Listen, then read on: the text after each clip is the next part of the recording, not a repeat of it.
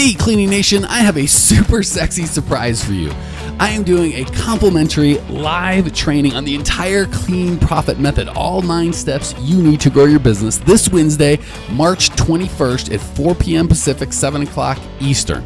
If you want all the tools you need to bid properly and profitably, if you want to attract and keep the right clients, systematize your business, free up your time to work on the important things, create an automated employee attraction system, and finally have the business that you've always dreamed of, the one that you can picture so clearly in your mind. If that's you, go to growmycleaningcompany.com/free webinar right now. Hit pause on this podcast or video, whatever you're watching or listening to, and go to growmycleaningcompany.com/free webinar right now and lock down your complimentary seat. This is going to be a live training. I will be staying on afterwards to answer all of your questions live in real time. So grab your spot right now at www.growmycleaningcompany.com/free webinar. I'll see you there.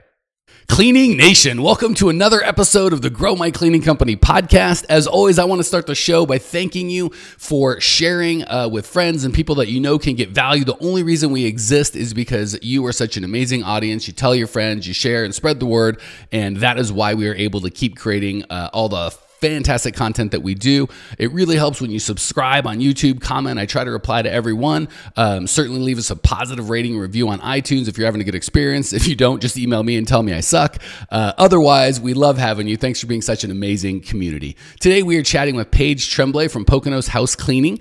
Paige started almost a year ago in the Poconos area of Pennsylvania. If you'd like to reach out to Paige, you can get a hold of her at www.poconoshousecleaning.com. Paige, welcome to the show. Thank you. Glad to be here. Glad to have you. So it sounds like you're fairly new to the cleaning business. What made you decide to lose your mind and join our ranks? It was actually totally by accident. I built a site for someone and they decided to move and the calls started coming in and I said, well, let me start a cleaning company. So you started with a website and then decided to do a cleaning company. Yes. All right. I think of the hundreds and hundreds of episodes we've done, you were the first one that's like, I built a website for somebody else and then decided I need a cleaning company. That I have had lots of, I shouldn't say lots of, but it's somewhat common to have digital marketers see the opportunity and go, wow, this is for me. But rarely do they just, I built a website for a friend and then I stole it. Not stole it, giving you a hard time. All right. Well, awesome. So you're probably coming from, if your background is digital and digital marketing, you're probably coming from a different perspective. And I would love to see if I can bring some value to your life, and B, see if your background can help Cleaning Nation. So let's start with the first. What is going on in your world today that hopefully I can bring some value to you on?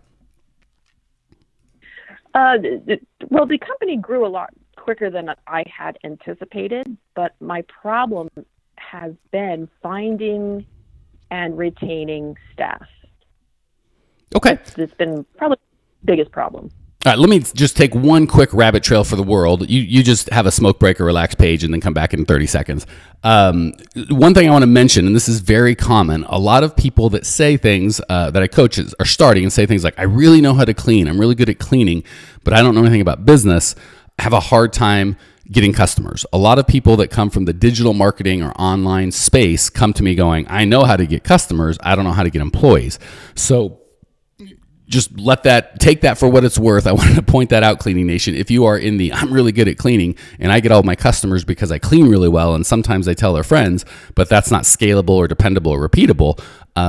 Listen to that theme of us digital marketing folks know how to get customers, and it's not really all that hard. I shouldn't say it's not that hard, but it's certainly not mystical or magical, and it's very possible. So I'd encourage you to hone and sharpen your digital marketing skills and your client attraction systems.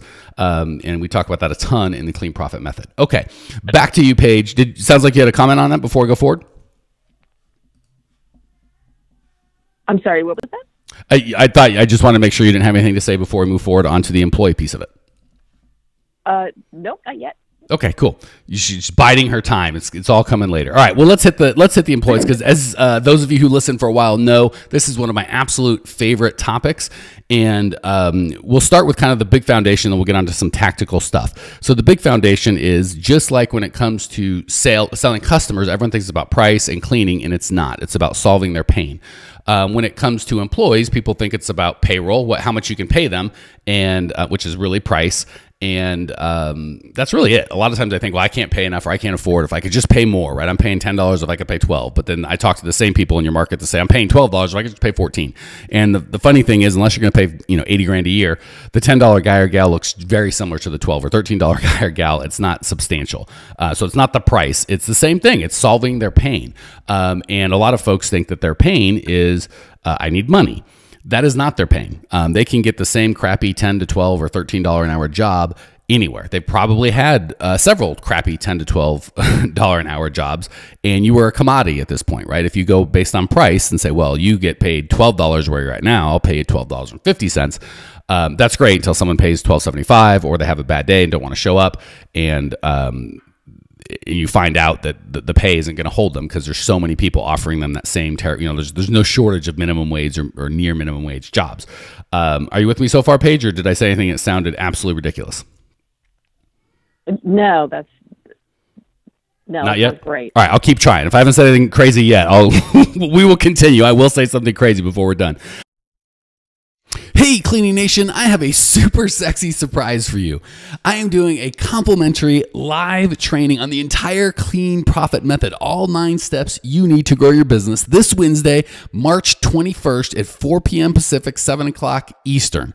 If you want all the tools you need to bid properly and profitably, if you want to attract and keep the right clients, systematize your business, free up your time to work on the important things, create an automated employee attraction system, and finally have the business that you've always dreamed of, the one that you can picture so clearly in your mind. If that's you, go to growmycleaningcompany.com/free webinar right now. Hit pause on this podcast or video, whatever you're watching or listening to, and go to growmycleaningcompany.com/free webinar right now and lock down your complimentary seat.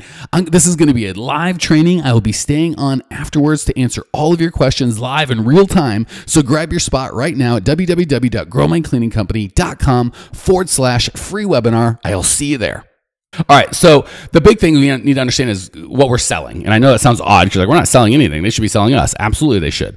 But the way that we get the right people to sell us or want to give us their most precious thing, right? We're giving them money, which is a renewable resource. Some people have lots of money, some people have none, but money is a very gettable thing. Time, on the other hand, is non-renewable. The wealthiest person on the face of the earth will die and drop dead and lose his minutes on this earth.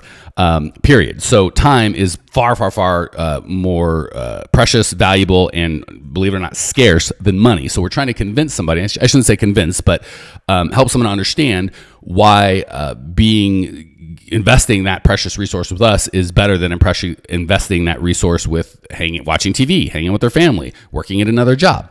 And money's not going to do it. So what is going to do it is something deeper, core values, right? I'm a big Apple fan, both of the product and the brand. And when you go to the Apple store, I don't know if those guys get paid, the geniuses or whatever they are down there. I'm guessing it's $30,000 a year, not particularly more, maybe slightly more than you're paying your folks. But these people are committed. They wait in line. It's very hard to get a job at the Apple store, and it's not because of the money, right? Again, these people are 7 times more loyal probably than the folks that you have, but they're getting paid 20% more. The reason is Apple has a culture of innovation, and it says something about being a part of that, and people want to kind of show that off. They want to say, I work at Apple. There's some prestige because Apple has a brand and is known as this cool, innovative, cutting-edge place to work. Google, same thing. Google actually throws money at them as well, but they're in the same boat, right? Trust me, Microsoft can afford to pay the best. So it doesn't become money at that time. It becomes culture. So how that works with us is we need to understand what it is that we're different, right? If we're like, nights and weekends off, paid training, $12 an hour, we give you a week off vacation. Well, guess what? So does all your competition, right? There's nothing about that. But if you have your core values down, and we go over that in depth and teach exactly how to discover those and clarify them and lead your company with them in step 1 in the clean profit method, you can attract people to that. So my core values are have fun, make money, be real, and help out. And all of our advertising, everything that we did, the entire system, the advertising, the interview process, the web pages that the prospective employees would go to, the emails that we, everything screamed having fun, making money, being real, and helping out. And that did two things. The folks that were not interested in that kind of nonsense, and I'm sure there were plenty, never showed up, right? So they're not trying to sneak their way into my company and infiltrate because they go, I'm not about having fun at work. That sounds ridiculous. I do want to make money, but I'm not being real. I want to have a mask on at work. I'm used to having my work personality and my home personality, and they should never match. That wasn't for us. And I don't like helping out. I just want to get paid and go home. We definitely didn't want those people there. But the flip side are, when somebody's competing with me saying, $12 an hour, get paid while you learn, lights and weekends off, great work environment, fast growing maid service in town. Everybody says that. So they're now all they can compare on is money. Well, who pays the most? Well, I don't want to play that game. So when I said, are you looking to have fun? Do you want to make money in a place where you can be real and let your hair down and actually help the community and the world? If this is turning you on, we need to talk. And again, it's very hard to compete with that kind of energy if you share those core values. You're going to go, oh my gosh, this is me. I can't believe this company exists. And if somebody else says free training, Mondays through Friday, great schedule, fast growing company, you can't compete. So we've got to shift from what everybody else is doing. And that's what happens is everyone does what everyone else is doing. The funny thing is I get to see behind the scenes because I coach all of you. And most of that crap doesn't work, right? So we're copying somebody else's things that's not working or is working in spite of their terrible ad. So first and foremost, we need to understand we're not competing on money or on hours, and we are competing on culture and this community that you're giving them an opportunity to be a part of, and that community springs from a set of shared core values. So what you're really trying to do is find the people in your community that share those core values and are as excited as you are about them, and exclude everybody that is not excited about those core values. I will take somebody that's a core values match, that wants to have fun, is all about making money, being real, and helping out, and knows nothing about cleaning or nothing about what I need to do, over the best cleaner in the world that does not share my core values. So philosophically, that's kind of the first piece, and we have to get that down before we can do any of the tactical stuff, right? So I'll give you some of the tactical, but it will not work if you're trying to compete on price or pay versus core values. Questions, comments, or rude remarks before I ramble on? Now you say to create a community. Are there specific things that you did to create a community amongst the employees? Yes. So, and that's a great question, because one of the best ways to make your hiring process better is close the back door, right? If everybody's leaving, you've got that revolving door, and I think you mentioned that that I heard you say something about that term, and I hear that probably every week or so. My place is a revolving door. Step one is to keep them from leaving out the back door when you're trying to get them in the front door. The best way to do that is to create the community. Lots of ways we did that, and I've talked about that before. We had monthly events where we would have tons of fun. I bought foosball tables, and we'd have tournaments. Every lunch and break, we'd have tournaments at the office. And then a lot of you are going, well, my people don't come to the office. That's fine.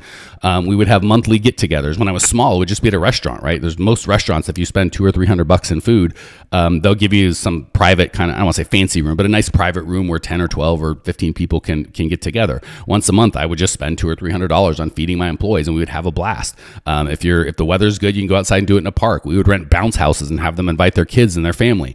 As we got larger, we would do it at our big shop, and we would invite customers and prospects and former customers. And like I said, we would do bounce houses. We would do a dunk tank where customers and employees got to dunk me and the management, and they loved it. And we would taunt them from the dunk tank, just like you're supposed to. And they had a blast. We would take pictures and video of everything.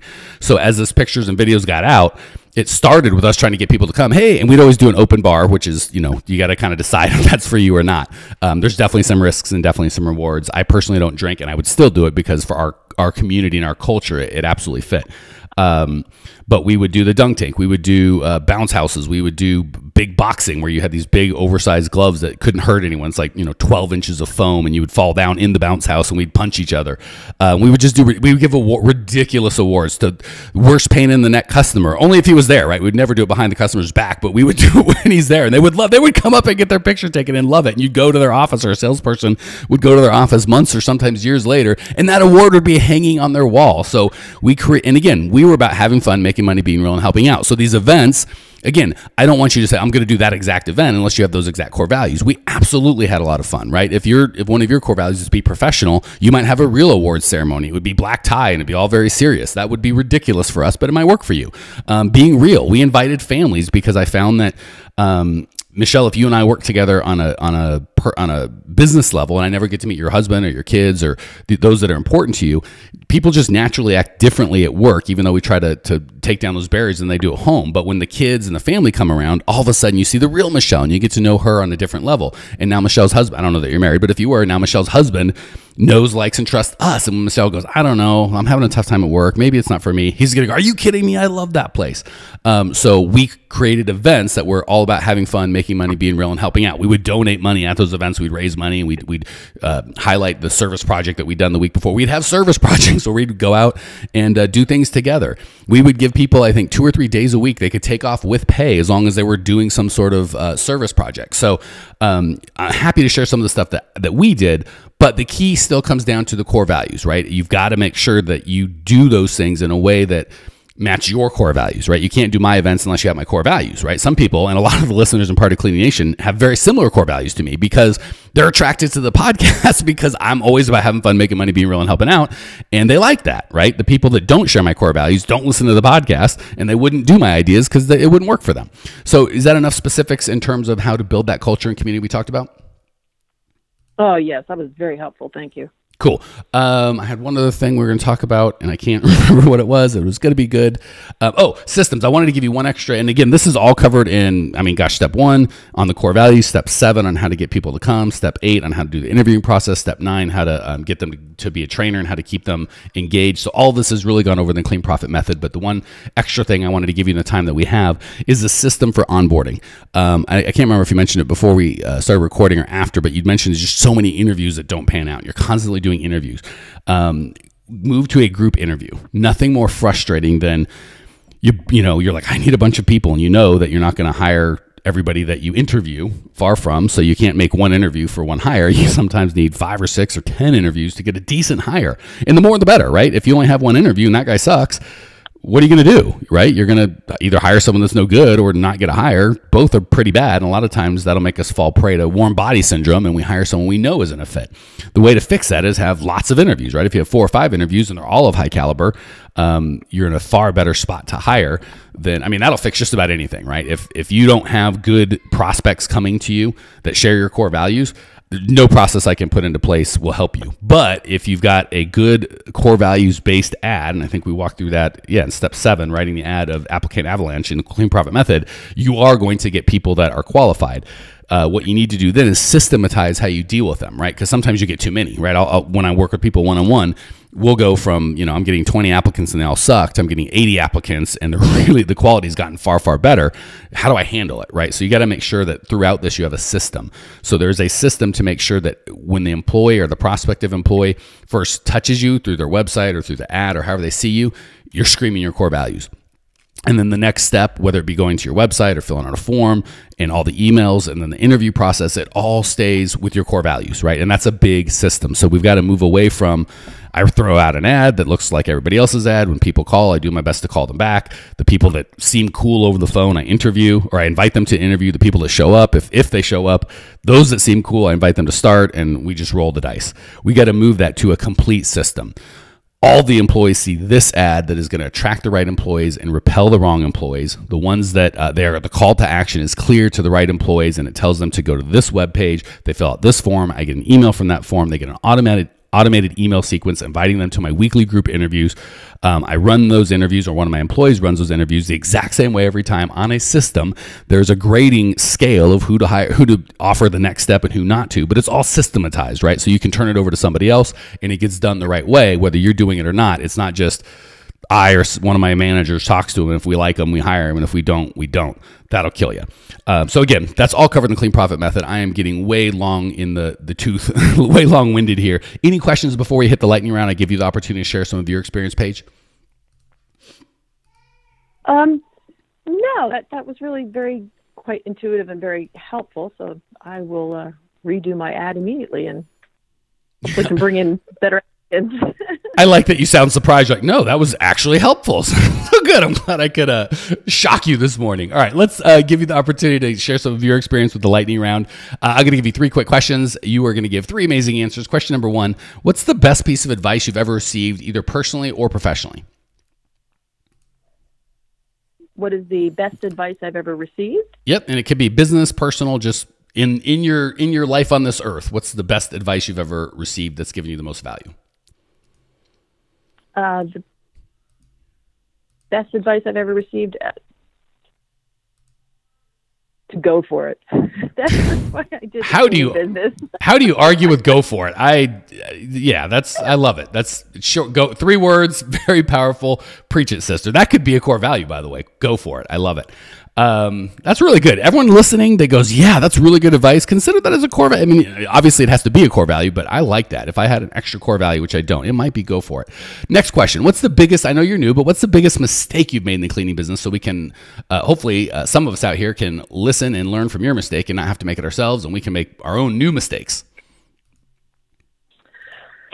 The biggest mistake that I made was not doing enough research on pricing when I first started. I definitely underpriced myself.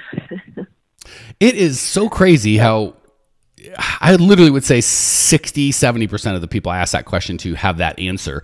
And it just makes me crazy. I'm like, we've done this podcast. Literally hundreds of people have said it. You listen to the podcast and people still make the mistake. So again, you do not have to make the mistake. It is not mandatory or compulsory. You can price right off the bat. We have tons of podcasts that tell you exactly how to do it.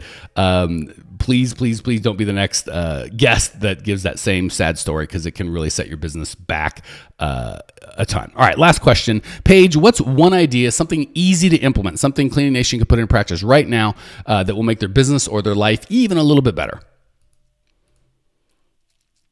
One of the nicest things that I came across kind of by accident was to go after the Airbnb market for cleaning.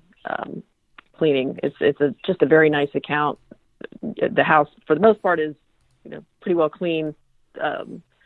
And that was one great thing that I learned a couple months in, is to go after that industry, and it's worked out quite well for us. I got to tell you, go ahead. I was just gonna. I couldn't agree more, Paige. That is kind of the secret sauce nowadays. When people ask, should I do residential or should I do commercial?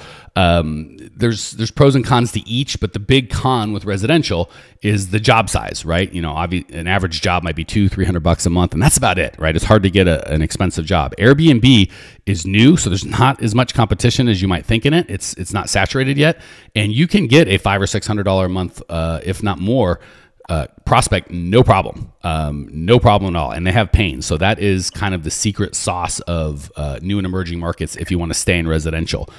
So Paige, you nailed it, and I wanted to hit it on the head so everyone listening didn't kind of gloss over it. Well said, Miss Tremblay.